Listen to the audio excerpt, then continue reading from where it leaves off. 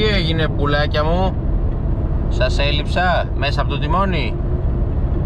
Εν πάση περιπτώσει, λόγω του COVID-19 είμαι εγκατεστημένος στο εξοχικό μου εδώ και πολύ καιρό και δουλεύω από εκεί, και αποφάσισα μετά από Μάρτιος, Απρίλιος, Μάιος, Ιούνιος, Ιούλιος, Αύγουστος, Σεπτέμβρης, μετά από 7 μήνες να ψαρέψω σε άλλο μέρος εκτός από εκείνο. Πράγμα το οποίο μου δίνει μια τεράστια χαρά. Αισθάνομαι σαν να ψαρεύω, δεν ξέρω τι να σου πω, σαν να έχω πάει στα Κανάρια νησιά και να πάω ας πούμε στην Κινέτα και θα αισθάνομαι σαν να είμαι στη Μοζαμβίκη. Δεν τρομερό. Ο λούτσος είναι ένα πανέμορφο πελαγίσιο ψάρι, του οποίου την ιδιοσυγκρασία άργησα να καταλάβω, με αποτέλεσμα να έχω πενιχρά αποτελέσματα στα πρώτα χρόνια που προσπάθησα να τον κυνηγήσω. Αρκετά αργότερα κατάλαβα ότι όταν το ψάρι κυνηγάει σε έναν πολυσύχναστο κάβο ή σε έναν κάβο με πάρα πολύ ρεύμα και ψηλό, είναι πιο νευρικό και πιο δύσκολο να το κυνηγήσεις.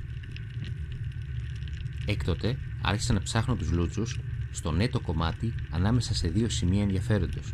Για παράδειγμα, αν μια παραλία χωρίζει δύο κάβους στους οποίους το ρεύμα συμπιέζεται και μαζεύεται όλο το ψηλό, τότε είναι αρκετά πιθανότερο να επιλέξω μια μέρα με θολά νερά και κυματισμό και να ψαρέψω στην παραλία ανάμεσα στους δύο κάβους.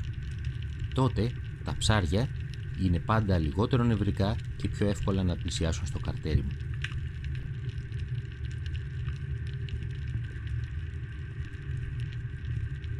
Σε ένα από τα πρώτα μου καρτέρια αυτό το απόγευμα, βλέποντας το ψηλό να μένει χαμηλά, υποπτεύομαι ότι κάποιος λούτσος μπορεί να είναι κοντά. Όντως, το ψάρι μπαίνει στο καρτέρι, αλλά προλαβαίνει να στρίψει την ώρα που ακούει τον ήχο της βολής.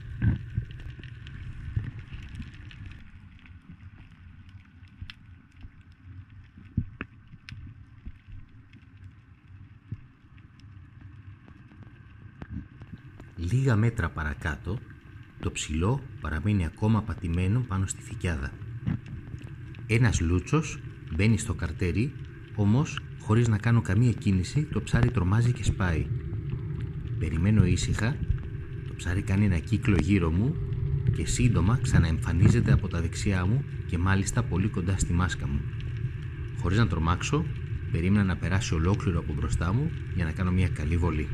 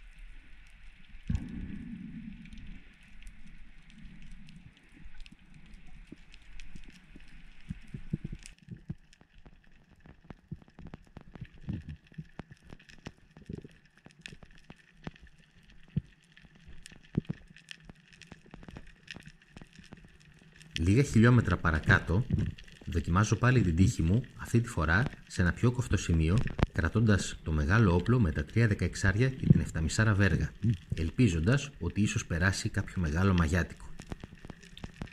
Το ψηλό είναι πατημένο στην πλαγιά και φαίνεται ότι κάποιο ψάρι κυνηγάει, όμως στο καρτέρι πάλι θα μπουν δύο λούτσι.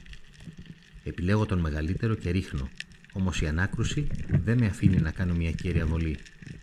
Η βέργα βρίσκει το ψάρι ψηλά στο σβέρκο. Αυτό το σημείο φαίνεται ευάλωτο, όμως αντέχει πολύ και με απαλές κινήσεις συχνά καταφέρνω να φέρω το ψάρι κοντά μου.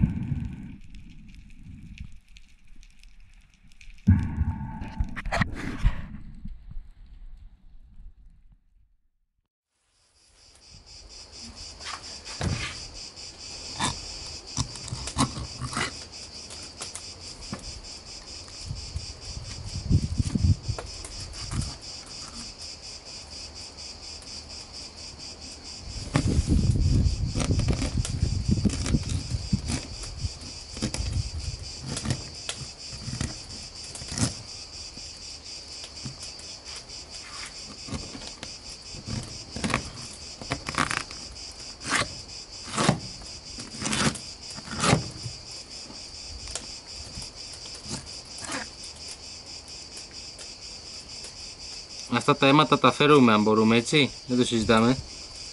Καλύτερα να είχαν αφαιρεθεί στη θάλασσα κιόλας. Αλλά σίγουρα δεν τα αφαιρούμε με νερό της βρύσης. Δεν ρίχνουμε νερό στο ψάρι, ό,τι κάνουμε στη θάλασσα, μετά τελείωσε. Είδα, ροτσάκι, δίδυμος.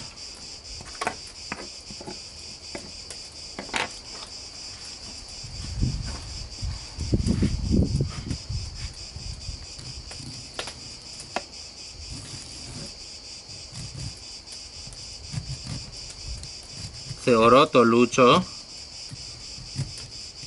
το φρέσκο λούτσο, το πιο νόστιμο πελαγίσιο στη Σχάρα. Τι ωραία σάρκα, γεμάτο νεύρα είναι.